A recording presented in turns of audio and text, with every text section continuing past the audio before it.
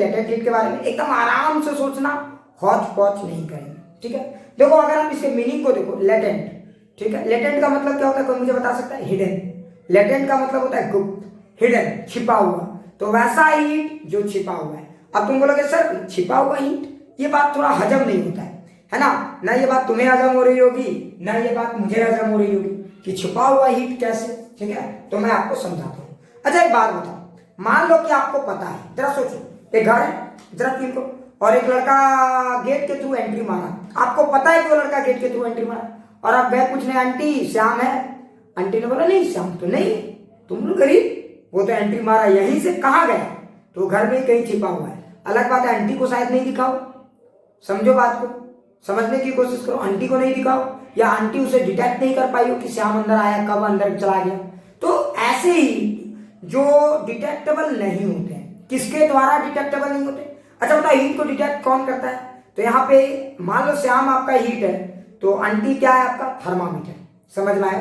तो जब आप किसी सिस्टम पे हीट देते हो, जरा सोचो, आप किसी भी चीज को हीट देते हो तो वहां पे थर्मामीटर डिटेक्ट करता है उस हीट को, है ना। तो थर्मामीटर क्या करता है? उस हीट को डिटेक्ट करता है। जैसे आप मान लो किसी चीज में हीट दोगे तो थर्मामीटर उस हीट को डिटेक्ट करके बताएगा कि भैया यहाँ टेम्परेचर बढ़ रहा है, मतलब इस सिस्टम में हीट दिया गया है। लेकिन जरा ध्यान से सोचो, कुछ हीट ऐसे भी होते हैं जब आप किसी सिस्टम में हीट देते हो तो थर्मामीटर डिटेक्ट नहीं कर पाता।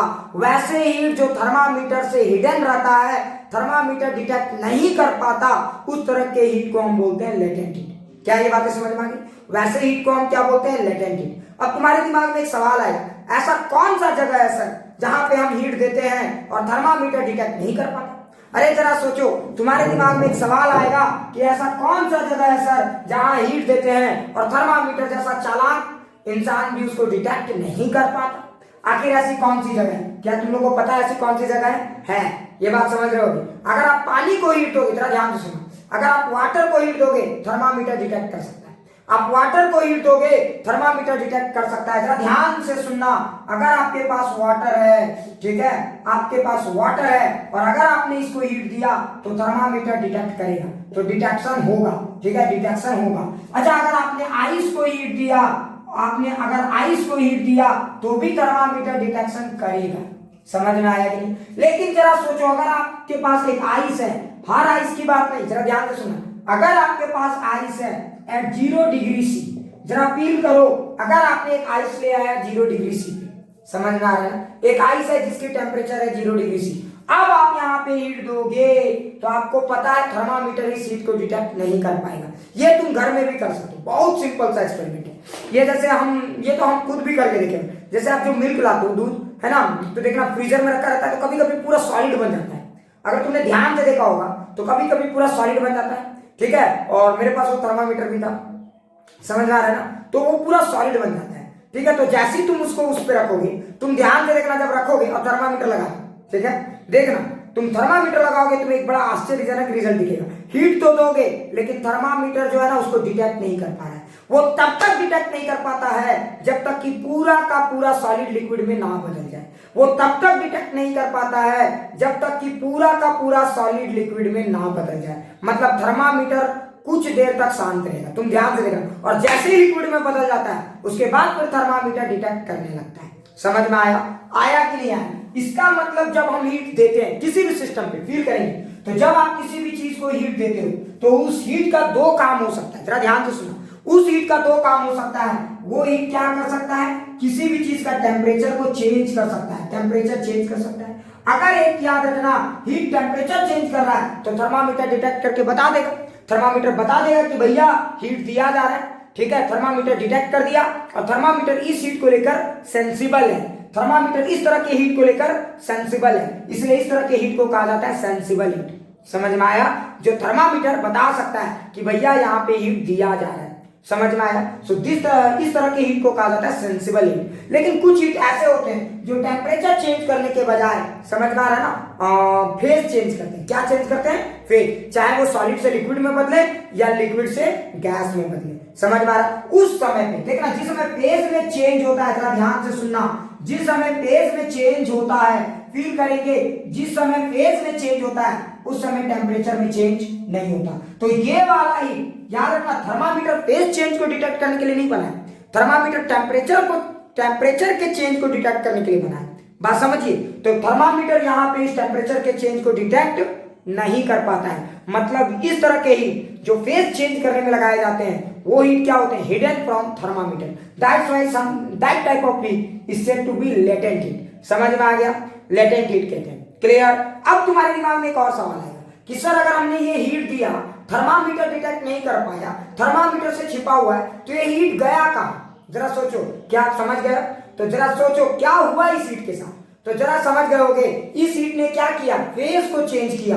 फेज चेंज करने का मतलब क्या हुआ, एनर्जी में बदलाव आई। कौन सी? काइनेटिक नहीं। याद रखना, थर्मामीटर काइनेटिक एनर्जी को डिटेक्ट करता है, हमेशा याद रखना ये बात। थर्मामीटर किसको डिटेक्ट करता है? काइनेटिक एनर्जी, मॉलिक्यूल के मोशन को डिटेक्ट करता है। क्लियर। ये सब हम गैस में बहुत अच्छे से एक्सप्लेन कर देंगे, सो बिल्कुल टेंशन नहीं लेना। अभी फिलहाल आप इतना समझिए कि थर्मामीटर यहाँ पे फेज चेंज कर रहा है, मतलब ये पोटेंशियल एनर्जी को बदल रहा है, सॉलिड से लिक्विड में बदल रहा है। क्या ये बात समझ में आ गई? ये क्या कर रहा है, सॉलिड से लिक्विड में बदल रहा है, या फिर ये क्या कर रहा है, लिक्विड से गैस में बदल सकता है। क्लियर। क्या ये बातें सबको समझ में आ गई? क्या ये बातें सबको समझ में आ गई? एक बार ये सब फटाक से बोलो, क्या ये बातें समझ में आ गई? ठीक है, शशांक बोल रहे हाँ सर, कुछ कुछ बातें समझ में आ गई। ठीक है शशांक। अच्छा एक बात बताओ, लॉजिक से बताओ शशांक। ठीक है, अच्छा एक बात बताओ, मेरे पास एक आइस है, जरा ध्यान से सुनना, मेरे पास एक आइस है एट -20 डिग्री सी, फील करो। अच्छा एक बात बताओ, मैंने हीट देना शुरू किया। अच्छा एक बात बताओ, अगर मैं -20 डिग्री सी पे हीट देना शुरू करूंगा तो बताओ टेम्परेचर चेंज होगा या फेज चेंज होगा? फटाक से बताइए, टेम्परेचर चेंज होगा या फेज चेंज होगा? फटाक से बताइए, टेम्परेचर में चेंज आएगा या फेज में चेंज आएगा? तो जरा ध्यान से देखो, पहले टेम्परेचर में चेंज आएगा। क्लियर। तो यहाँ पे ये कौन सी हीट है, सेंसिबल हीट है। याद रखना, सिर्फ आइस मत देखना, ये भी देखो कि आइस किस टेम्परेचर में है। मतलब यहाँ पे जो हीट दिया जा रहा है वो सेंसिबल हीट है, मतलब थर्मामीटर डिटेक्ट कर सकता है। अच्छा जरा ध्यान से देखो, आइस एट 0 डिग्री सेंटीग्रेड, बता यहाँ पे जो हीट दे रहे वो कौन सी हीट है? क्या थर्मामीटर उस हीट को डिटेक्ट कर पाएगा, यस या no? Ice at 0 degree centigrade नहीं, थर्मामीटर इस हीट को डिटेक्ट नहीं कर पाएगा, ये हिडन हीट है, इसे हम कहेंगे लेटेंट हीट। अच्छा बताओ, वाटर एट, देखते हैं तुम लोग समझ पाते हो, वाटर एट 20 डिग्री सेंटीग्रेड, बताइए कौन सा हीट है? अगर मैंने किसी पानी में 20 डिग्री सेंटीग्रेड, नॉर्मल प्रेशर की बात हुई, किसी पानी को 20 डिग्री सेंटीग्रेड में हीट दूंगा तो ये कौन सा हीट है? तो तुम समझ गए होगे ये कौन सा हीट है, सेंसेबल हीट है। बहुत अच्छा, ये थर्मामीटर इसको डिटेक्ट कर सकता है। अच्छा जरा सोचो, मैंने बात किया वाटर एट, ठीक है, वाटर एट 100 डिग्री सेंटीग्रेड, बताओ ये कौन सा हीट है? फटाक से सोच के बताइए, वाटर एट 100 डिग्री सेंटीग्रेड, समझ गए होगे, ये है आपका sensible heat. Clear. Sorry latent heat, ये कौन सा हीट है, लेटेंट हीट। क्या एक एक बातें समझ में आ गई? अगर आपको मैंने कहा स्टीम, जरा देखते हैं तुम लोग समझ पाते हो, स्टीम एट 101 डिग्री सेंटीग्रेड, ये कौन सा हीट है? बताओ ये कौन सा हीट है? फटाक से बताइए कौन सा हीट है? समझ गए होगे, अरे ये कौन सा हीट है, ये सेंसिबल हीट है। क्या ये बात समझ में आ गया? क्लियर। तो आप अब पहचान पा रहे होगे कि हम हीट को कैसे आइडेंटिफाई कर सकते हैं कि कौन सा हीट थर्मामीटर से डिटेक्टेबल है और कौन सा हीट थर्मामीटर से डिटेक्टेबल नहीं है। क्या एक एक चीज क्लियर होगी? अच्छा, अगर आप ये बात अच्छे से समझ गए और ये बात मैं पहचान पा रहा हूं कि कौन से हीट को हम डिटेक्ट कर पा रहे हैं और कौन से हीट को डिटेक्ट नहीं कर पा रहे हैं, ठीक है, ये बात तो समझ में आ गई।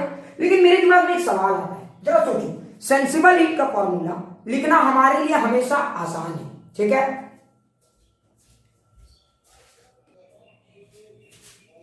तो अब मेरे दिमाग में एक सवाल उठ रहा है कि सर लेटेंट हीट का फॉर्मूला क्या होना चाहिए, है ना, ये एक बड़ा इंपॉर्टेंट पॉइंट है।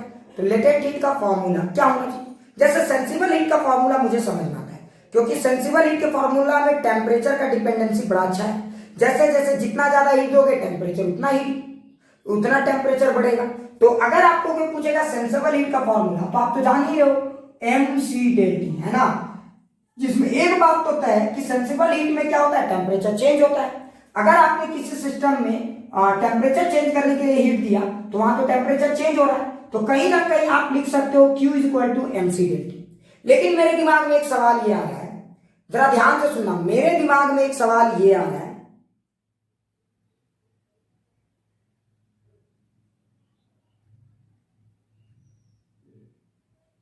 ठीक है, तो जरा ध्यान से देखो, मेरे दिमाग में एक सवाल ये आ रहा है कि अगर लेटेंट हीट का ये फॉर्मूला है, जरा फील करना, मेरे दिमाग में एक सवाल ये आ रहा है कि अगर सॉरी पूरा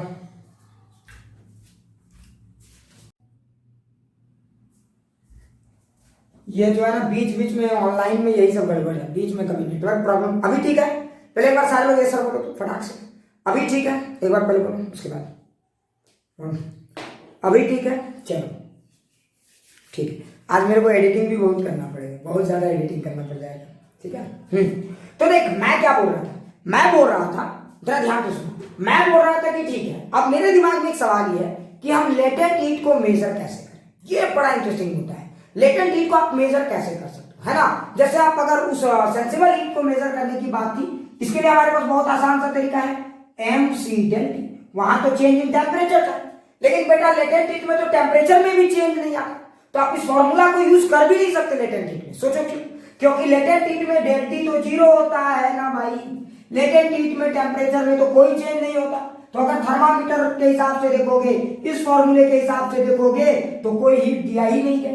तो तुम बोलोगे बेटा ये पागल है, हमने तो हीट को जाते हुए देखा है, हमने हीट को तो जाते हुए बाउंड्री के अंदर जाते हुए देखा है, और ये बोल रहा है कोई हीट आपने दिया ही नहीं। तो इसका मतलब ये कहीं ना कहीं लेटेंट हीट को एक्सप्लेन करने में ये फॉर्मूला काफी नहीं है। तब अब हमारे दिमाग में एक सवाल आता है, तो लेटेंट हीट को एक्सप्लेन कैसे करें, ये एक बड़ा इंपॉर्टेंट पॉइंट है। क्लियर, ठीक है। हाँ तो देखो अब यहाँ पे एक बड़ा इंपॉर्टेंट पॉइंट है, तो बेटा यहाँ पे लेटेंट हीट में क्या हो रहा है, चेंज इन टेम्परेचर तो जीरो है, तो अब हम क्या करें, ये फॉर्मूला तो काफी है नहीं, तो अब मुझे क्या करने की जरूरत है। तो कहीं ना कहीं हीट तो जा रहा है ना, और फॉर्मूला कह रहा है हीट नहीं जा रहा, तो आप कहोगे बेटा ये फॉर्मूला पगला गया है, समझ में, दारू पी लिया है, ये तो एक्सप्लेन नहीं कर पा रहा है। तो अब हम लोग सोचो क्या करने वाले, तो अब हम लोग लेटेंट हीट के लिए एक नया फॉर्मूला सोचने की कोशिश करेंगे, एक नया मैथमेटिकल एक्सप्रेशन सोचने की कोशिश करेंगे जो ये बता पाए कि लेटेंट हीट कितना गया है। भले कोई बात नहीं, थर्मामीटर डिटेक्ट नहीं कर पा रहा है, कोई बात नहीं, लेकिन हम उसको एक्सप्लेन करने की कोशिश करेंगे। समझ में आ रहा है। तो अब सवाल दिमाग में उठता है कि लेटेंट हीट का फॉर्मूला कैसे डिफाइन किया जाए, ये एक बड़ा इंपॉर्टेंट पॉइंट है। क्या समझ में आया लेटेंट हीट का फॉर्मूला कैसे डिफाइन करना है, क्या समझ में आया कैसे डिफाइन करना है। तो देखो अब मैं आपको बताता हूं कि कैसे डिफाइन करना है। कुछ लोग बोलेंगे सर अभी समझाए कहां, चलिए मैं बताता हूं। जैसे एग्जांपल के तौर पे समझिए, एकदम पूरा फील करेंगे। मान लीजिए आपने 1 kg पानी लिया, फील करें 1 kg वाटर, जरा फील करें, और मैंने 1 kg आइस लिया, थोड़ा फील करेंगे पूरी कहानी को। यहाँ पे वाटर है, ठीक है, वाटर का टेम्परेचर है 10 डिग्री सेंटीग्रेड, और यहाँ पे आइस है एट 0 डिग्री सेंटीग्रेड। फील करेंगे पूरे प्यारे बच्चों, फील करेंगे, एकदम जम के फील करेंगे। मैंने यहाँ पे 10 डिग्री सेंटीग्रेड में वाटर लिया, और मैंने यहाँ पे 0 डिग्री सेंटीग्रेड में आइस लिया। ध्यान से सोचिए, अब मैंने दोनों को हीट देना शुरू किया एक ही बर्नर से, सेम आइडेंटिकल बर्नर। अरे गैस स्टोव होता है ना, गैस स्टोव होता है कि नहीं, तो पहले देख लो कि पहला उस गैस स्टोव में चढ़ा दो आइस को, और देखो कि आइस, जरा ध्यान सुनो, आइस कितना देर में पूरा वाटर में बदल गया, ये तो हम चेक कर ही सकते हैं। आइस कितना देर में पूरा वाटर में बदल गया, ये तो हम चेक कर सकते हैं। उतने देर के लिए पानी को भी वहां चढ़ा दो, या ऐसा भी कर सकते हो कि दो आइडेंटिकल बर्नर है, एकदम सेम है, दोनों में हमने हीट देना शुरू कर दिया, ठीक है। अब जरा सोचो, अगर मैंने दोनों में हीट देना शुरू किया तो किसकी टेम्परेचर में इंक्रीमेंट दिखेगी, वाटर वाले में या आइस वाले में, फटाक से बताओ, किसकी टेम्परेचर में इंक्रीमेंट आपको दिखेगी, वाटर वाले में या आइस वाले में, फटाफट बताओ किसकी टेम्परेचर में आपको इंक्रीमेंट दिखेगी, तो वाटर वाले में दिखेगी। अब जरा सोचो, दोनों बर्नर को ऑन रहने दो, दोनों बर्नर को ऑन रहने दो, और देखते जाओ कि आइस क्या वाटर में बदल रहा है। तो मान लो पहले कुछ वाटर में बदला, फिर कुछ बदला, फिर कुछ बदला, और एक ऐसा टाइम आया कि पूरा का पूरा आइस किस में बदल गया, वाटर में बदल गया। समझ में आया। और अब इसके बाद अचानक से थर्मामीटर की रीडिंग बढ़नी शुरू हुई, अचानक से। तो तुम क्या करो, दोनों बर्नर को ऑफ कर दो, तुम क्या करो, दोनों बर्नर को ऑफ कर दो। क्या ये बात समझ में आ गई? तुम क्या करोगे, दोनों बर्नर को ऑफ करोगे। से बताओ, अरे फटाफट कमेंट करते चले जाओ ताकि हम एक रिदम गेन कर पाए, वाटर की टेम्परेचर बढ़ती चली जाएगी। बहुत अच्छी। अच्छा आप जरा सोचो, वाटर की टेम्परेचर बढ़ती चली जाएगी और आइस क्या होगा, फटाक से बताओ, क्या आइस का टेम्परेचर बढ़ेगा या आइस वाटर में बदलेगा? मतलब आइस का क्या होगा, आइस का टेम्परेचर बढ़ेगा या आइस वाटर में बदलेगा? तो जरा ध्यान से सोचो, आइस वाटर में बदलेगा। और दोनों को ऑब्जर्व करते चले जाओ, दोनों को ऑब्जर्व करते चले जाओ, और जैसे ही पूरा का पूरा आइस वाटर में बदल जाए, दोनों बर्नर को ऑफ कर दो, दोनों बर्नर को ऑफ कर दो। अच्छा जैसे ही आपने दोनों बर्नर को ऑफ कर दिया, बोलो अब क्या होगा? जैसे ही आपने दोनों बर्नर को ऑफ कर दिया, इसका मतलब क्या हुआ? तो देखो दोनों बर्नर सेम टाइम में ऑन हुए थे, दोनों बर्नर सेम टाइम में ऑफ हुए, मतलब बताओ दोनों में सेम हीट दिए या अलग अलग हीट? बताओ दोनों में सेम हीट दिए या अलग अलग हीट? एक बार बताइए। तो दोनों में हमने सेम क्वांटिटी ऑफ हीट दिया, लेकिन एक में हीट डिटेक्ट हो पाया और एक में हीट डिटेक्ट नहीं हो पाया। लेकिन मुझे इतना समझ में आ रहा है कि ये हीट और ये हीट सेम है, लेकिन यहां पे जो हीट मैंने दिया वो फेज के बजाय टेम्परेचर बदल रहा है, और यहां पे जो हीट मैंने दिया वो फेज बदल रहा है। क्लियर? अच्छा बताओ, अगर ये दोनों हीट सेम है, मैं इसको तो मेजर नहीं कर सकता, लेकिन क्या मैं इसको मेजर कर सकता हूं? मैं इसको मेजर नहीं कर सकता, लेकिन क्या मैं इसको मेजर कर सकता हूं? यस, तो मैं इसे मेजर करूंगा। और साइंटिस्ट ने देखा, जरा फील करना, मजा आ जाएगा, जरा ध्यान से देखना। साइंटिस्ट ने देखा कि जिस समय ये पूरा का पूरा आइस वाटर में बदला था, उस समय पानी की टेम्परेचर 10 डिग्री से 90 डिग्री सेंटीग्रेड हो चुकी थी। क्या ये बात समझ में आए? उस समय पानी की टेम्परेचर कितनी बदली थी? 10 डिग्री से 90 डिग्री सेंटीग्रेड में पहुंच चुकी थी। समझ में? मतलब जिस समय हमने बर्नर को ऑफ किया था, जिस समय हमने ऑन किया था, उस समय ये 10 पे था, ये आइस था। जिस समय हमने ऑफ किया, ये 90 डिग्री पे था, और ये कितने पे था? ये पूरा वाटर पे था। मतलब जरा सोचो कि यहाँ जो हीट 80 डिग्री सेंटीग्रेड का बदलाव किया है, यहाँ पे वही हीट फेज को बदला है।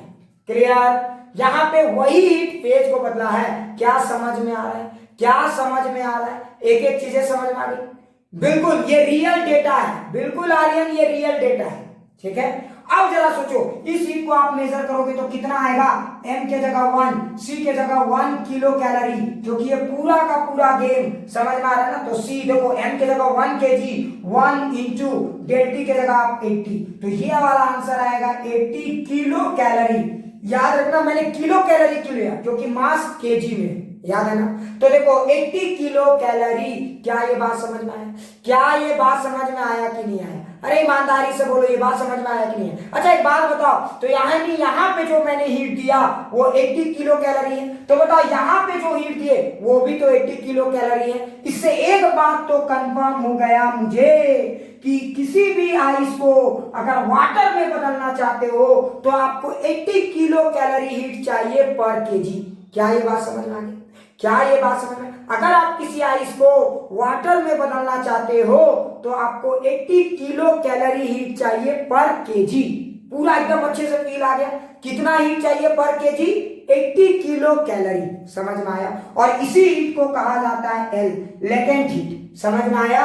लेटेंट हीट ऑफ फ्यूजन, इसी हीट को कहते हैं latent heat of fusion. Latent heat of fusion का मतलब समझ लो ना, आइस को मेल्ट करने में कितना हीट की जरूरत पड़ी। क्लियर? कहीं भी किसी के दिमाग में कोई सवाल है तो पूछो। क्या ये डेटा अच्छे से समझ में आ गया? क्या ये डेटा अच्छे से समझ में आ गया? अगर किसी के दिमाग में कुछ सवाल है तो पूछो, किसी के दिमाग में कुछ सवाल है तो पूछो।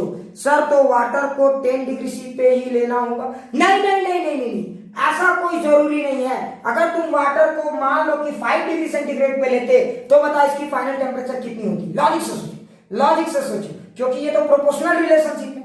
अरे ये तो प्रोपोर्शनल रिलेशनशिप है, तो समझ में आ रहा है ना। 85 होती, बहुत अच्छे से जान, तो 85 होती।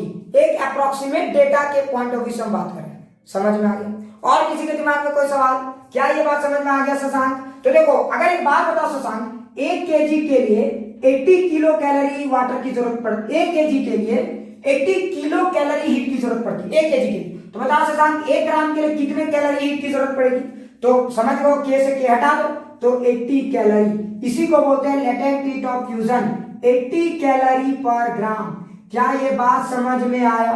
इसी को हम बोलते हैं latent heat of fusion, 80 calorie पर ग्राम। मतलब अगर आप चाहते हो कि 1 ग्राम आइस, ध्यान से सुनो, अगर आप चाहते हो कि 1 ग्राम आइस वाटर में बदले तो आपको 80 कैलोरी हीट की जरूरत पड़ेगी।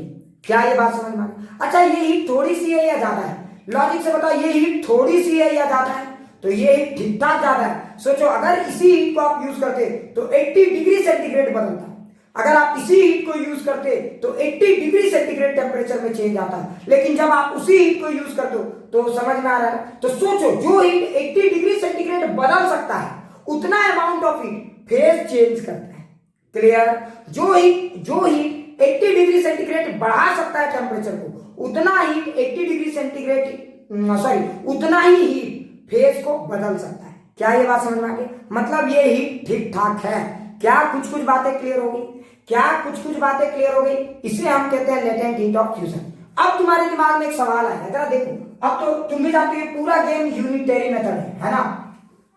अब फील करना, लिखना मत। अब सवाल दिमाग में ये आता है कि सर चलिए ये फॉर्मूला तो मुझे समझ में आ गया, तो एल क्या समझ में आ गया, तो एक बात बताओ, अगर 1 ग्राम के लिए मुझे एल अमाउंट ऑफ हीट चाहिए तो एम ग्राम के लिए कितना चाहिए? फटाक से बताइए। अगर 1 ग्राम के लिए एल अमाउंट ऑफ हीट चाहिए, एल मतलब वैल्यू है वो, तो बताए एम ग्राम के लिए कितनी चाहिए?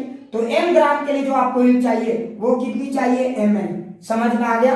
वो कितनी चाहिए? ml। और इसी को हम बोलते हैं लेटेंट हीट। समझ में आया? तो लेटेंट हीट का फॉर्मूला होगा m times of n। So latent heat is basically m times of n। क्या ये बात समझ में आ गया? तो ये होगा लेटेंट हीट का फॉर्मूला। क्लियर? ये होगा लेटेंट हीट का फॉर्मूला। अब जरा सोचो, लेटेंट हीट भी दो टाइप के हो सकते हैं। सोचो, फेज दो जगह बदल सकता है। एक बार फेज क्या बदलता है? आइस से वाटर।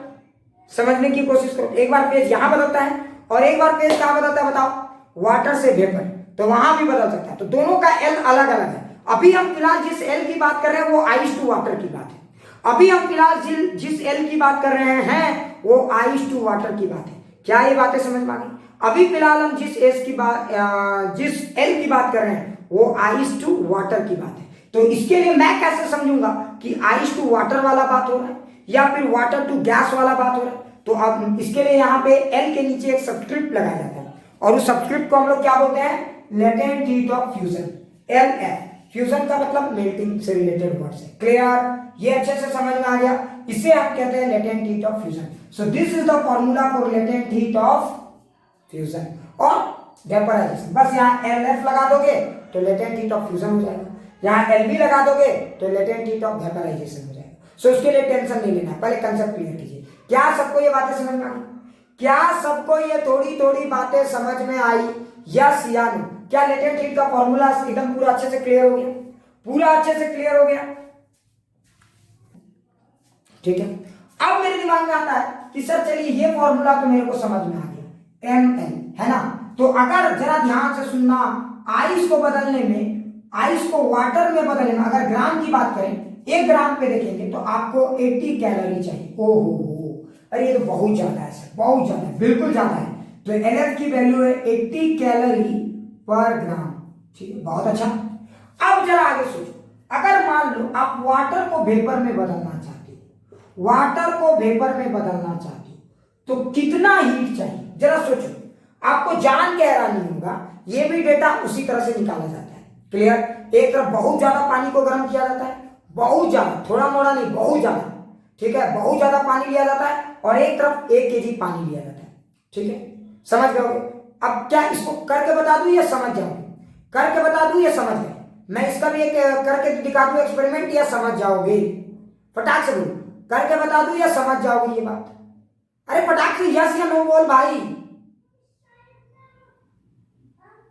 ये क्या हो रहा है? समझ गए ना? ठीक है। तो जब वाटर को करके दिखा दूं ईशानी, करके बता दूं क्या कि कैसे निकाला जाता है? ठीक है, चलो। ठीक है। तो देखो, वाटर को भी वेपर में बदलने में, बताओ लॉजिक से सोचो, कितने हीट की जरूरत होगी? तुम सोचो तो, क्या 80 से कम या 80 से ज्यादा? देखते हैं तुम लोग का कॉमन सेंस, ऐसे बस ऐसे ही पूछ रहा हूं, ये सब चीजें एक्सपेरिमेंट से पता चलेगी। ज्यादा, क्या थोड़ा ज्यादा या बहुत ज्यादा? तुमको जान के हैरानी होगा, थोड़ा नहीं बहुत ज्यादा की जरूरत पड़ती है और ये होती है 540 कैलोरी पर ग्राम। समझ में आया? मतलब अगर तुम 1 ग्राम पानी को पूरा तरह से भाप बनाना चाहते हो, वेपर में बनाना चाहते हो, तो तुम्हें 540 कैलोरी हीट की जरूरत पड़ेगी। 540 कैलोरी हीट, ये थोड़ी मोड़ी वैल्यू नहीं है, ये ठीक ठाक वैल्यू है। समझ में आया? 540 कैलोरी हीट की जरूरत पड़ेगी। क्या ये बात अच्छे से समझ में आ गई? क्या ये बात समझ में? अब तुमने कभी सोचा है कि नेचर ने ऐसा क्यों किया? जरा सोचो, क्या तुमने सोचा लेटेंट हीट ऑफ वेपराइजेशन ज्यादा होने से क्या होने वाला है? ये नेचर की, देखो नेचर का इंजीनियरिंग देखोगे ना दंग रह जाओगे। मतलब मानना पड़ेगा, नेचर ने क्या ना अजीबो गरीब तरीके से इंजीनियरिंग की है। लेटेंट हीट को ज्यादा क्यों बनाया उसने? नॉर्मल टेम्परेचर पे, नॉर्मल कंडीशन पे, रूम कंडीशन पे उसने लेटेंट हीट को ज्यादा क्यों बनाया? That's the point. तो जरा सोचो, क्या मतलब लाजवाब चीज है। अब जरा सोचो, पहले इसको समझो, पहले इसको समझो। अगर आप 80 कैलोरी लेते हो, फील करना मजा आ जाएगा। अगर आप 80 कैलोरी लेते हो तो बता 80 कैलोरी वही हीट है जो 1 ग्राम पानी का 1 डिग्री सी टेम्परेचर बदल सकता है। अच्छा एक बात बताओ, अगर आप 80 कैलोरी को देखो तो 80 कैलोरी क्या कर सकता है, जरा सोचो 80 कैलोरी हीट क्या क्या कर सकता है, जरा सोचो। तो 80 कैलोरी हीट आइस को 1 ग्राम आइस, 1 ग्राम आइस को 1 ग्राम आइस को वाटर में बदल सकता है। बिल्कुल, अरे 80 कैलोरी हीट क्या कर सकता है, 1 ग्राम आइस को वाटर में बदल सकता है। 1 ग्राम वाटर का कितना टेम्परेचर बदल सकता है, फटाक से कमेंट करके बताइए। 1 ग्राम वाटर का कितना टेम्परेचर बदल सकता है, फटाक से बताइए, अरे फटाक से बताइए। 1 ग्राम वाटर का कितना टेम्परेचर बदल सकता है, तो 80 डिग्री सेंटीग्रेड टेम्परेचर बदल सकता है। अच्छा बताइए 80 ग्राम वाटर का कितना टेम्परेचर बदल सकता है, फटाक से आप देखिए लॉजिक, 80 ग्राम वाटर का कितना टेम्परेचर बदल सकता है, तो 1 डिग्री सेंटीग्रेड टेम्परेचर बदल सकता है। ये बात समझ में आ गया, क्लियर हो गया होगा। तो 80 कैलोरी बहुत कुछ कर सकता है, इतना ही नहीं, आप उलझना चाहोगे ऐसे भी उलझ सकते हो। 20 ग्राम वाटर का कितना हीट बदल सकता है, फटाक से बताइए। 20 ग्राम वाटर का कितना हीट बदल सकता है, ये टेम्परेचर कितना बदल सकता है, 20 ग्राम वाटर का कितना टेम्परेचर बदल सकता है, ये 4 डिग्री सेंटीग्रेड। क्या कुछ कुछ बातें समझ में? अच्छा उसी तरह से अगर आप 540 कैलोरी हीट को देखो, थोड़ा थोड़ा फील करना प्यारे बच्चों, मजा आ जाएगा। तो 5 कैलोरी हीट क्या कर सकता है, 1 ग्राम वाटर को किसमें बदल सकता है, 1 ग्राम वेपर में बदल सकता है। क्या ये बात समझ में आ गई? ये हीट 1 ग्राम वाटर को 1 ग्राम वेपर में बदल, अच्छा ठीक है। अच्छा बताओ ये हीट कितना ग्राम आइस को वाटर में बदल सकता है, मोटा मोटी आपको मैंने नहीं बोला पतला पतला, मोटा मोटी बताइए ये कितना ग्राम आइस को वाटर में बदल सकता है। अगर इतना हीट को हम यूज करें आइस को वाटर में बदलने के लिए, तो ये कितना ग्राम आइस को कितना ग्राम वाटर में बदल सकता है, दैट्स द ब्यूटी। अरे फटाक से सोच के बताइए कितना ग्राम, हाँ अप्रोक्सीमेटली 7 ग्राम, अप्रोक्सीमेटली 7 ग्राम के आसपास। जरा सोचो 6.75 जो भी आएगा, या बैठ के रट्टा नहीं मारना है, ठीक है, अप्रोक्सीमेटली। तो 7 ग्राम आइस को ये 7 ग्राम वाटर में बदल सकता है, मतलब लेटेंट हीट ऑफ वेपराइजेशन सबसे ज्यादा। अच्छा अब इतना ही नहीं, अच्छा एक बात बताओ, ये 1 ग्राम वाटर का कितना टेम्परेचर राइज कर सकता है, फटाक से बताओ। 1 ग्राम वाटर का अगर टेम्परेचर के पॉइंट ऑफ व्यू देखोगे 540, जो कि पॉसिबल है नहीं, फिर भी बोल देते हैं ये 540 टेम्परेचर राइज कर सकता है, ये बहुत ज्यादा हीट है। इसका मतलब ये हुआ कि 540 कैलोरी हीट थोड़ी मोड़ी नहीं, बहुत ज्यादा हीट है। और सोचो ये क्या कर सकता है, 540 ग्राम वाटर का कितना टेम्परेचर बदल सकता है, जरा सोचो, लॉजिक से सोचो। 5 ग्राम वाटर का कितना टेम्परेचर बदल सकता है, 1 डिग्री सी टेम्परेचर बदल सकता है, मतलब ये हीट ठीक ठाक हीट है। इसका मतलब ये हुआ कि ये हीट ठीक ठाक अमाउंट ऑफ हीट है। अब कुछ लोग बोलेंगे सर इतना डेटा का क्या करेंगे आप, क्या अचार डालेंगे? बिल्कुल नहीं, इस अचार को डालना नहीं है, अभी खा लेना है, समझेंगे, हाजमा बनाएंगे। पहले अब इसके कुछ प्रैक्टिकल एप्लीकेशंस देखो तो शायद मजा आए। अच्छा एक बात बताओ, ज्यादा ठंड, पहले इधर आओ, ये एलएफ ज्यादा होने का क्या फायदा है या घाटा, जो भी हो। अच्छा एक बात बताओ, सबसे ज्यादा ठंड कब लगती है, जिस समय बर्फबारी होती है उस समय, या बर्फबारी होने के बाद? पहले मुझे ये बताओ, ठंड सबसे ज्यादा कब लगती है, जिस समय बर्फबारी होती है उस समय, या बर्फबारी होने के बाद? बताइए कब लगती है, बर्फबारी होने के बाद। अच्छा एक बात बताओ, ऐसा क्यों हुआ कि बर्फबारी होने के बाद ठंड बहुत बढ़ जाती है, ऐसा क्यों? क्या आपने सोचा? समझ गए होगे मैं क्या कहना चाहूं। बर्फबारी होने के बाद क्या होता है, तो हीट का एब्जॉर्प्शन बढ़ जाता है। सोचो कैसे बेटा, बर्फबारी होने के बाद क्या होता है, इन्वायरमेंट में क्या है, सिर्फ आइस है। अब वो आइस तो पिघलने वाले हैं, और वो आइस पिघलेंगे तो बताओ वो क्या करेंगे, हीट को एब्जॉर्ब करेंगे। अरे बोल समझ में आया कि नहीं आया, वो हीट को क्या करेंगे, एब्जॉर्ब करेंगे। अच्छा बताओ वो हीट को कहां से एब्जॉर्ब करेंगे, इन्वायरमेंट से ही तो एब्जॉर्ब करेंगे ना। अरे वो हीट को कहां से एब्जॉर्ब करेंगे, इन्वायरमेंट से ही एब्जॉर्ब करेंगे। अच्छा बताइए थोड़ी मोड़ी हीट एब्जॉर्ब करते हैं आइस को वाटर में बदलने के लिए, या ठीक ठाक हीट एब्जॉर्ब करते हैं, थोड़ी मोड़ी या ठीक ठाक? अरे एक बात बताइए, थोड़ी मोड़ी हीट एब्जॉर्ब करते हैं या ठीक ठाक? तो ये ठीक ठाक अमाउंट ऑफ हीट एब्जॉर्ब करते हैं। अच्छा बताओ अगर इन्होंने इन्वायरमेंट से हीट को एब्जॉर्ब कर लिया तो इन्वायरमेंट का ठंडा होना तो बनता है, इन्वायरमेंट का ठंडा होना तो बनता है। इसलिए जिस समय आइस की मेल्टिंग होती है उस समय इन्वायरमेंट ठंडा हो जाता है। क्लियर? बर्फबारी के समय उतना ठंडा नहीं होता जितना ठंडा सनशाइन के दौरान होता है। क्यों? क्योंकि सनशाइन के दौरान आपको लग रहा होगा धूप तो आ रही है बेटा, जितनी धूप आ रही है, जितनी हीट आ रही है, उससे ज्यादा हीट एब्जॉर्ब की जा रही है। समझ में आए? तो नेट हीट सिस्टम में घटता जा रहा है, मतलब सराउंडिंग में घटता जा रहा है। और ऑब्वियस ही बात है, जब नेट घटेगा तो वहां की टेम्परेचर में डाउनफॉल आएगी। क्या कुछ कुछ आपको बुझाई? अरे कुछ कुछ बुझाई। अच्छा आप जरा सोच, अब आते इस मुद्दे पे, जरा सोच, इस मुद्दे पे आते क्या कभी तुमने सोचा है कि बेटा लेटेंट, अच्छा अगर ये वाली heat latent heat of fusion ठीक ठाक है तो लेटेंट हीट ऑफ वेपराइजेशन क्या है? एक बात बता, लेटेंट हीट ऑफ फ्यूजन ठीक ठाक है तो लेटेंट हीट ऑफ वेपराइजेशन क्या है? बहुत ज्यादा। जरा ध्यान से देखो, लेटेंट हीट ऑफ वेपराइजेशन बहुत ज्यादा है। अब नेचर ने इसको इतना ज्यादा क्यों बनाया? जरा कभी सोचो, जरा सोचो, तुम्हें क्या लगता है लेटेंट हीट ऑफ वेपराइजेशन थोड़ी बहुत वैल्यू है? बहुत ज्यादा value.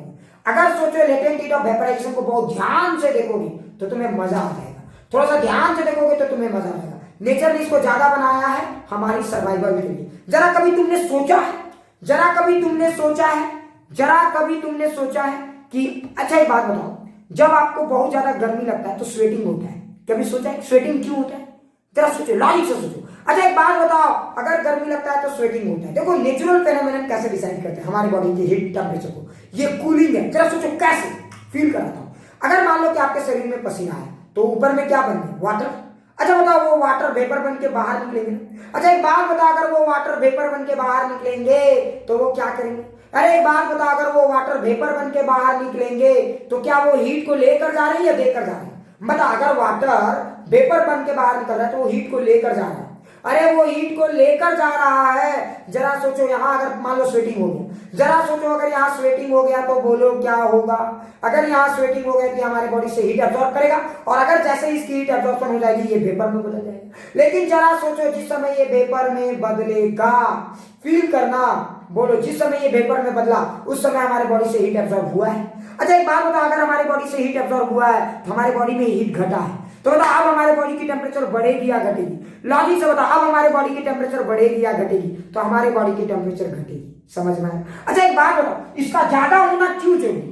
Latent heat of vaporisation का ज्यादा होना इसलिए भी जरूरी है क्योंकि थोड़ा सा भी अगर पसीना उड़ता है हमारी बॉडी से, थोड़ा सा भी पसीना अगर उड़ता है तो बहुत ज्यादा हीट एब्जॉर्ब करके चला गया है ना, तो हमारे बॉडी का बहुत ज्यादा मास को वो बैलेंस कर सकता है। नहीं समझना? इमेजिन के लिए मान लो अगर आपके बॉडी से 1 ग्राम पानी भाप बन के उड़ गया, इमेजिन करो कि आपके बॉडी से 1 ग्राम पानी भाप बन के उड़ गया, 1 ग्राम ऑफ वाटर भाप बन के उड़ गया, वाटर वेपर बन के उड़ गया। इसका मतलब वो आपके बॉडी का सोचो 550 ग्राम, लगभग 500 ग्राम या 550 ग्राम, सोचो लगभग 540 ग्राम बॉडी का 1 डिग्री सेंटीग्रेड टेम्परेचर डाउन कर दिया। 540। अच्छा एक बात बताओ, अगर इसको कंपैरेटिव में देखोगे तो हमारे बॉडी का लगभग मास कितना, एवरेज मास 54 केजी मान लेते हैं। 54 मतलब 54 केजी, तो मतलब इसको कितने में करना होगा? 100 टाइम्स। तो जरा सोचो, अगर आप पूरे बॉडी का फील करो, अगर आप चाहते हो कि मेरा पूरा बॉडी का 1 डिग्री सेंटीग्रेड टेम्परेचर बदल जाए, तो याद रखना हमारे बॉडी का वाटर इक्विवेलेंट इससे भी कम है। याद है मैंने कल भी बताया था, हमारे बॉडी का वाटर इक्विवेलेंट लगभग 49 केजी के आसपास है, लगभग, तो इससे भी कम। हाँ कुछ भी, तो हमारे बॉडी का वाटर इक्विवेलेंट इससे भी कम है। जरा ध्यान से सुनो, मजा आ रहा है। फिर भी समझने के लिए चलो हम लोग डेटा को इजी रखते हैं। मान लो हम लोग 54 केजी की बात करते हैं, 54 केजी 54 केजी, तो 100 से मल्टीप्लाई करोगे तो जरा सोचो 54 केजी, तो बताओ अगर 540 ग्राम का 1 डिग्री सेंटीग्रेड टेम्परेचर हमें डाउन करना था तो कितना हीट गवाना होगा? 540 कैलोरी। तो अगर 540 इंटू 100 तो 540 इंटू 100, समझ में आ रहा है ना, इंटू 100, तो इधर भी देखो ये 100 ये 100, क्या समझ में आया? मतलब 100 ग्राम वाटर अगर वेपर बन जाए तो पूरा का पूरा बॉडी का 1 डिग्री सेंटीग्रेड टेम्परेचर डाउन हो सकता है अगर 100 ग्राम पानी भाप बन के उड़ जाए। सोचो कुछ लोग जो एक्सरसाइज करते हैं, याद है कुछ लोग जो एक्सरसाइज करते हैं क्या करते हैं, जैसे शर्ट्स ये खोलते हैं गंजी, उसके बाद ऐसे करते हैं, जरा सोचो तो कितना पानी वो बाहर निकालते हैं। जरा सोचो, अगर उस पानी को कैलकुलेट करोगे, जरा फील कर, मैं समझाने की बात बता रहा हूं, अगर उस पानी को कैलकुलेट करोगे वेपर के पॉइंट ऑफ व्यू से, जरा सोचो फील करना, अगर उस पानी को वेपर में बदलने में जितनी हीट की जरूरत है या जितना निकला, अगर कुछ लोग देखना पसीना सुखा भी देते हैं, मान लो एक्सरसाइज वगैरह कर लिया उसके बाद पसीना सुखा भी देते हैं, ऐसा भी होता है। समझने की कोशिश करो मैं क्या कह रहा हूं। मतलब सोचो कि उन्होंने उतने पानी को वेपर बना दिया है ना, अगर उन्होंने उतने पानी को वेपर बनाया तो उतना हीट उनके बॉडी से एब्जॉर्ब, अगर उस हीट को जब तुम कैलकुलेट करोगे उनके बॉडी के कितना टेम्परेचर को मेंटेन किया तो तुम्हें लगभग 2 डिग्री के आसपास टेम्परेचर दिखाई देगा। मतलब जरा सोचो, ये लेटेंट हीट का वेपराइजेशन का ही कमाल है। सोचो लेटेंट हीट ऑफ वेपराइजेशन बहुत ज्यादा है, इसीलिए अगर आपका बॉडी थोड़ा सा भी पानी को वेपर में बदल देता है तो आपका बहुत ज्यादा बॉडी को बैलेंस कर सकता है। लेकिन जरा सोचो क्या होता अगर लेटेंट हीट ऑफ वेपराइजेशन कम होता, जरा फील करो, लेटेंट हीट ऑफ वेपराइजेशन कम होता तो क्या होता? पता चलता बेटा आदमी को ठंडा होने के लिए अपने बराबर पानी को वेपर बनाना पड़ रहा है। आदमी को ठंडा होने के लिए अपने मास के बराबर पानी को वेपर बनाना पड़ा। मतलब दिन भर पानी पीते रहो और समझ में आ रहा है, पसीना से डूबे रहो, मतलब समझ में आ रहा है ना। सब क्लियर? मैं क्या कहना चाहता हूँ समझने की कोशिश करो। So that is the beauty. Clear? और आप सोचो पैरासीटामोल जब आप खाते हो, फील करो, तो पैरासीटामोल खाते हो आपको स्वेटिंग आता है। सोचो वो स्वेटिंग लगभग आपको 50 ग्राम वाटर के आसपास निकलता है ऑन एंड एवरेज। तो 50 ग्राम वाटर लगभग सोचो वेपर में बदलता है। तो सोचो वो आपके बॉडी का 0.8 या कुछ भी ऐसा एक अप्रोक्सीमेट डेटा मैं बोल रहा हूँ, ये नहीं कि मैं रट्टा मार के बोल रहा हूँ कि मेरे को पता है डेटा, ऐसा नहीं है, एक अप्रोक्सीमेट डेटा बोल रहा हूँ। लगभग जो वाटर इक्विवेलेंट है उसका 0.8 डिग्री सेंटीग्रेड डाउन कर सकता है। जरा सोचने की कोशिश करो। मतलब ये खासियत है वाटर, ये लेटेंट हीट ऑफ वेपराइजेशन का, इसलिए लेटेंट हीट ऑफ वेपराइजेशन ज्यादा बनाया गया है ताकि कूलिंग सिस्टम बहुत ही अच्छे तरीके से काम कर सके। क्लियर? क्या ये बातें थोड़ी सी फील आई? क्या ये बातें थोड़ी सी फील आई? तो अब आपको कुछ फेनोमेनन समझ में आ गया होगा। नेचर में कुछ जो फेनोमेनन चलते हैं वो ऐसे चलते हैं। क्लियर? ठीक है, जरा एक बार देखो। ठीक है, चलो अब मैं तुम्हें एक दो छोटे मोटे सवाल कराता हूं, फटाफट आंसर देना, फटाफट। जितना जल्दी जल्दी आंसर दोगे उतना टाइम बचेगा, उतना ज्यादा हम एक्सप्लेन कर पाएंगे। ठीक है, जरा ध्यान दीजिए। मैं चाहता हूं 8 ग्राम वाटर को 8 gram ice at 0 degree C में है, उसको मैं 8 ग्राम वाटर में बदलना चाहता हूं। 8 gram water at 0 degree C, बताइए कितने हीट की जरूरत पड़ेगी? फटाक से बताइए। 8 gram ice at 0 degree C है, 8 ग्राम वाटर में बदलना चाहता हूं, तो बताइए कितने हीट की जरूरत पड़ेगी? फटाक से बताइए। तो what is it's answer? 640 calorie, है ना। तो Q का फॉर्मूला आप लिखोगे M इंटू L, है ना। तो M के जगह 8, L के जगह कितना को बदलना था? 8, तो इसका आंसर 80, तो इसका आंसर हो जाएगा 640 कैलोरी। क्लियर हो गया? यूनिट वगैरह आप खुद से लिख लेना। अच्छा, अगला सवाल देखो। एक बंदे ने क्या किया, जरा ध्यान से सुनो। एक बंदा फील करेंगे, रट्टा नहीं मारेंगे, आप इसका अप्रोक्सीमेट डेटा लिखोगे, अप्रोक्सीमेट, ठीक है, एग्जैक्ट नहीं। एक बंदा है जिसका वाटर इक्विवेलेंट दिया हुआ है 50 केजी, एक बंदा है जिसका वाटर इक्विवेलेंट दिया हुआ है 50 केजी, ठीक है, कोई रट्टा नहीं मारेगा, अप्रोक्सीमेट डेटा का यूज करेंगे। ठीक है, एक बंदा है जिसका वाटर इक्विवेलेंट है 50 केजी, इसने पैरासीटामोल खाया, जरा फील करना, ठीक है, इसने पैरासीटामोल खाया और इसके बॉडी से ठीक है 70 या इसके बॉडी से, इसने पैरासीटामोल खाया और इसके बॉडी से 54 ग्राम वाटर वेपर बन के निकल गया, इसके बॉडी से 54 ग्राम वाटर वेपर बन के निकल गया।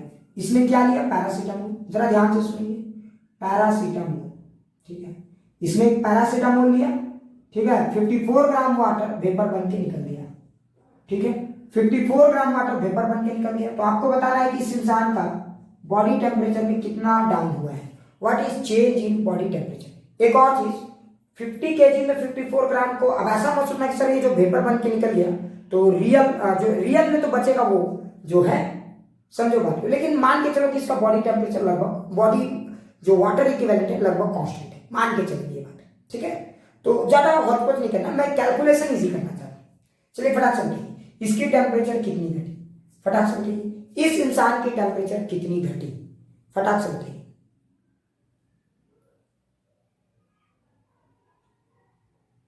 चलिए ट्राई कीजिए, इस इंसान का बॉडी टेम्परेचर कितना घटा है?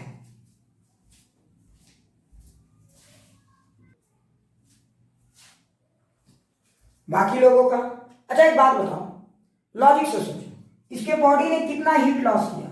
तो हीट लॉस, इसके बॉडी ने कितना हीट लॉस किया? तो ml, जितना मास वेपर में बना, तो इसके बॉडी ने जो हीट लॉस किया वो हो गया ml, जितना मास वेपर में बना। कितना मास वेपर में बना? 54। और लेटेंट हीट ऑफ वेपराइजेशन कितनी है? 540। अच्छा ये हो गया इधर।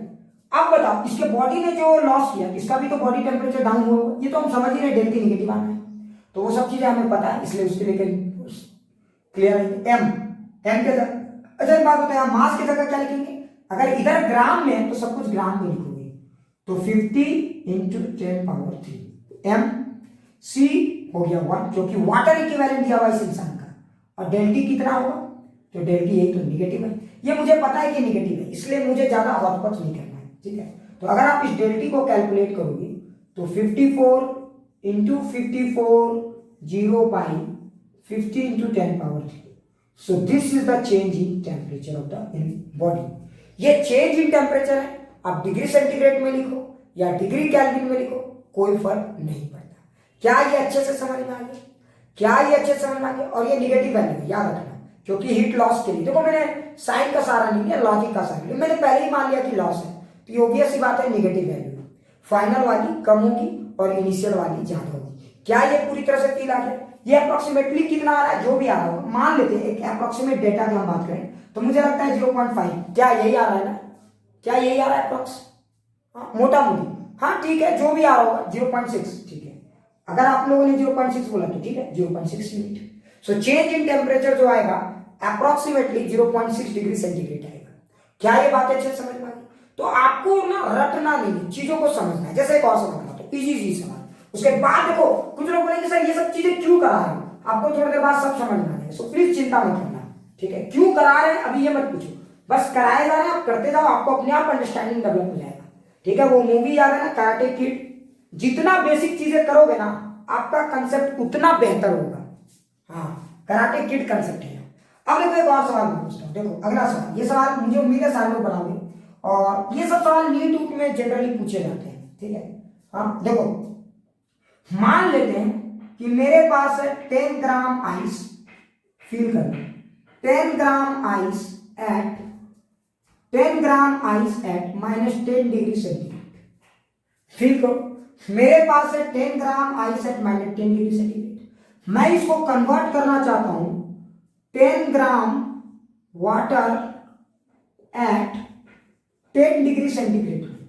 मैं इसको क्या कन्वर्ट करना चाहता हूं 10 ग्राम वाटर एट 10 डिग्री सेंटीग्रेड। थोड़ा सा चीजों को समझेंगे, ठीक है। 10 ग्राम आइस है -10 डिग्री सेंटीग्रेड में, मैं कन्वर्ट करना चाहता हूं 10 ग्राम वाटर एट 10 डिग्री सेंटीग्रेड।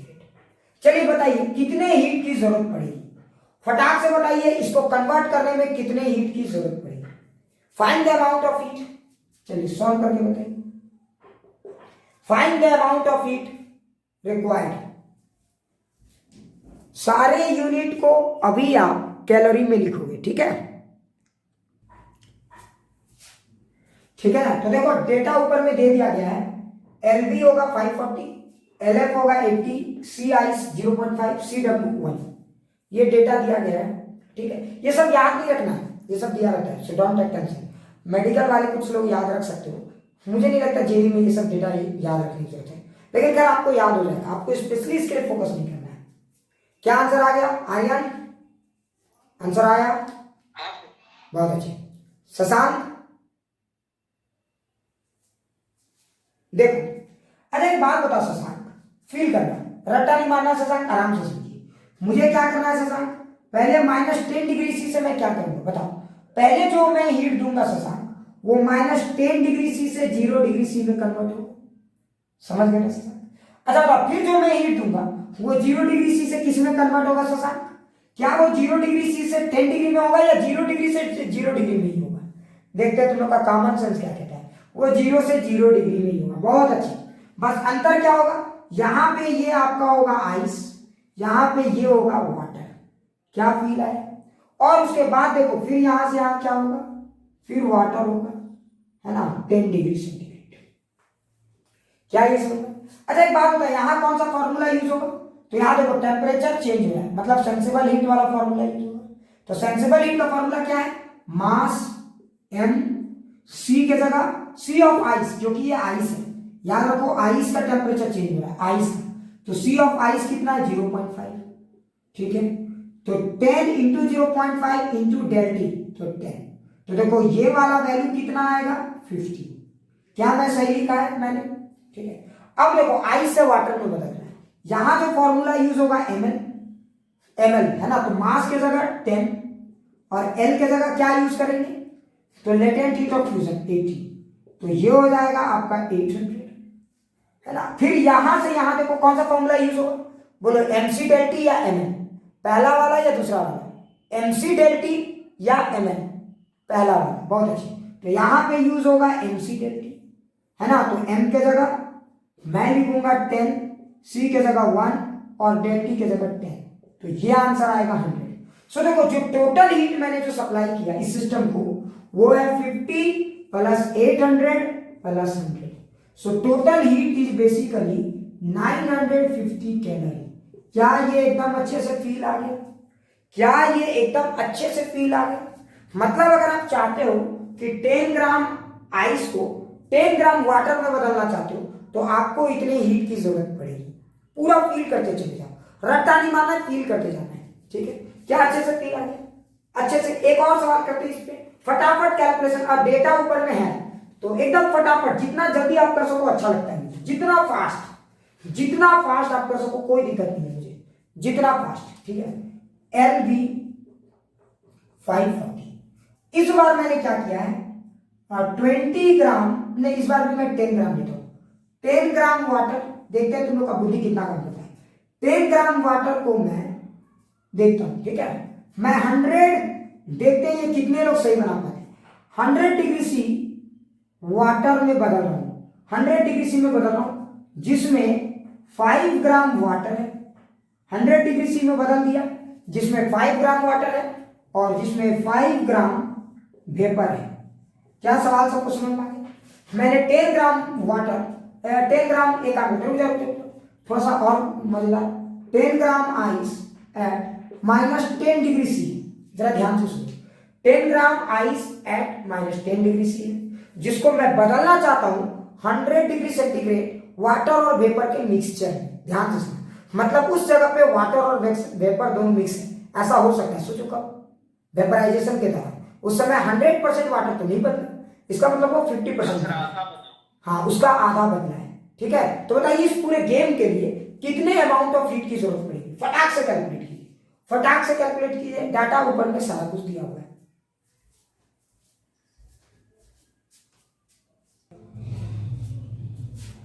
चलो मैं इसको बताता हूं क्या करना है। अच्छा तुम लोग जान, कंसेप्ट तो क्लियर हो गया होगा। पहले देखो, -10 डिग्री सी से 0 डिग्री सी, फिर 0 डिग्री सी से 0 डिग्री सी, फिर 0 डिग्री सी से 100 डिग्री सी, और फिर 100 डिग्री सी से 100 डिग्री सी। यही मुझे करना है। क्या ये बात सबको समझ में आ गया? देखो इतना है ना? अब जरा फील, यहां पे कौन सा फॉर्मूला? तो यहां पे mc डेल्टी, क्योंकि टेम्परेचर बदल रहा है तो m के जगह क्या 10, c के जगह क्या, तो आइस का होता है 0.5 और डेल्टी के जगह 10, तो ये वाली वैल्यू आ जाएगी 50। अब यहां से यहां कौन सा फॉर्मूला? ml है ना, लेटेंट हीट ऑफ फ्यूजन। तो बताओ यहां क्या लिखेंगे, फटाक से बताओ। तो यहां पे 10 × 80, सो दैट इज योर 800। यहां से यहां कौन सा? तो बताओ यहां से यहां फिर से mc डेल्टी, टेम्परेचर वाला। m के जगह 10, c के जगह वाटर है, ये वाटर वाला फेज है, याद रखना। 0 डिग्री सी से 100 degree C water, sensible heat वाला, ठीक है? तो c के जगह 1 और डेल्टी के जगह 100, तो ये 1000। अच्छा बताओ यहां पे एक सोचने वाली बात है, यहां पे मैं तो जरूर यूज करूंगा ml, लेकिन m में कौन सा m? बताओ m में क्या लिखूंगा? 5 लिखूंगा। सोचो, क्योंकि सिर्फ 5 ग्राम ही वेपर में बदलना है, सारा का सारा पानी वेपर में नहीं बदलना, ठीक है? सारा का सारा पानी वेपर में नहीं बदला, तो मैं क्या लिखूंगा? 5 × 540। क्या ये बात फील आ गई? क्या ये बात अच्छे से फील आ गई? और अगर मेरा कैलकुलेशन गलत नहीं है, सो दैट इज 2700। सही या गलत?